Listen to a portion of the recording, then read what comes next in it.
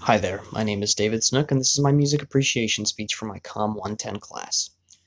Music is a form of art, and there is no one right or wrong way to view a piece of art. There's no one right or wrong way to listen to a piece of music. Sometimes art forces us to ask questions that may not always be readily available to us, and the only right ones are in our head. Music is deeply personal to every individual, and what's right for one may not always be right for another. Some people like rap, some people like country, if you know what I'm saying. But we can all agree that Taylor Swift is trash, specifically her country career. So today we're going to be talking about a piece of country/American folk music that actually has substance and significance, unlike Taylor Swift. Today we're going to be talking about a song called The Yellow Rose of Texas. And I know what you're thinking. This isn't a Blake Shelton or whoever's popular in country these days. This isn't a Drake song. This isn't a Maroon 5 song. This isn't even a Nickelback song.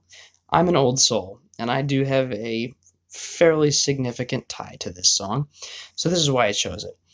This is a very old song. This song was first published in 1853. So this is a very, very old song. This predates the Civil War.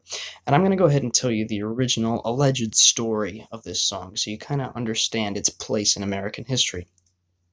The song is about a Colonel James Morgan who had an African American maid named Emily West who worked for him.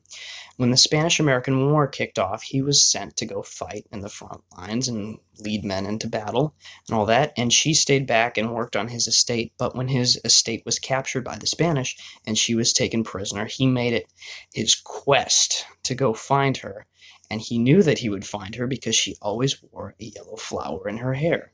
Hence the Yellow Rose of Texas. Um, there's no actual, you know, evidence that this story ever happened, but it's just a fun story. There's one journal entry by a British reporter that briefly mentions her and briefly mentions that they may have had a romantic relationship that this song is based on, but at the end of the day, there is actual evidence that if she did exist, she got a passport and she went to New York and left him. So that's pretty typical. Bore his heart and soul and all that in this song, and she just up and left him. Anyway, let's go ahead and break down the lyrics real quick, and we'll kind of see where the song ties into this. There's a yellow rose in Texas that I'm going back to see. No other soldier knows her, no soldier, only me.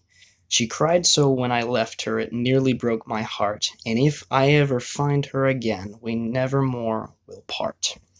So he's going back to find her, he hopes to never leave her again, and all that. As this song was written in 1853, you'll see down in the some of the links that I post as the sources.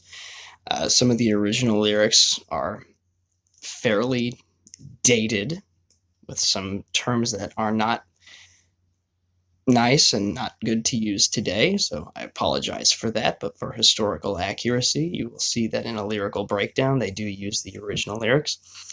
This song was used by the Confederacy as a marching song as they marched into battle. And this is part of a broader point that I'd like to make about how the Civil War impacted music.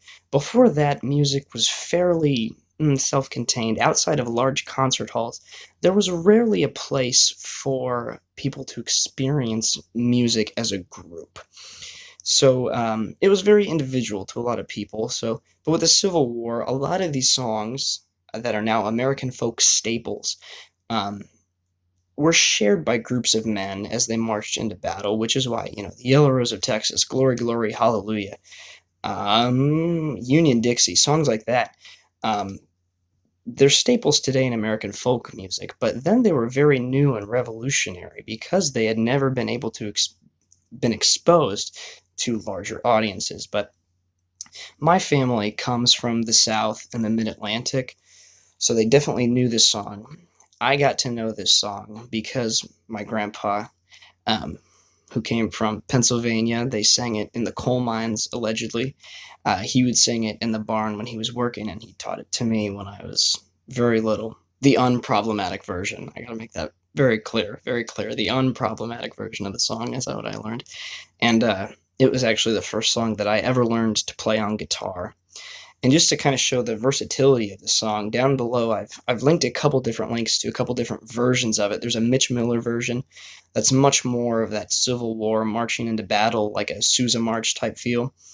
There's a Mitchell Murphy that's kind of like a more of a feels like you could swing dance or line dance to it. There's a Hoyt Axton version that kind of feels like more of a ballad. And even Elvis Presley got his hands on this one in my favorite version of the song. In his acting career, he was in a film called Flaming Star, and he did a cover of the song on the soundtrack for that. But anyway, this is what I chose to do. I didn't really know what to do, so I went outside of the box on this one. This is obviously not one that I'm jamming out to in my car, but I thought it was an interesting piece that when I dove deep into it, there's a really good history to this piece, and it's one that I have a personal connection with, so double whammy. Thank you.